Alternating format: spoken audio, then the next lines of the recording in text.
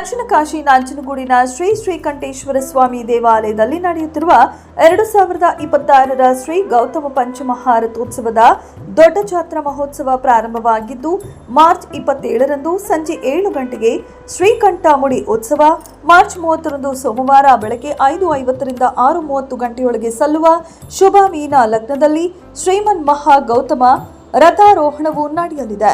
April 1ರಂದು ಬುಧವಾರ ರಾತ್ರಿ 7 ಗಂಟೆಗೆ ಕಪಿಲಾ ನದಿಯಲ್ಲಿ ವಿಜೃಂಭಣೆಯ ತೆಪ್ಪೋತ್ಸವ ಜರುಗಲಿದ್ದು, ದೇವಾಲಯದ ಪ್ರಧಾನ ಆಗಮಿಕರಾದ ಶ್ರೀ ನಾಗಚಂದ್ರ ದೀಕ್ಷಿತ್ ಅವರ ಆಚಾರ್ಯತ್ವದಲ್ಲಿ ಈ ಎಲ್ಲ ಧಾರ್ಮಿಕ ಕಾರ್ಯಕ್ರಮಗಳು ನಡೆಯಲಿವೆ.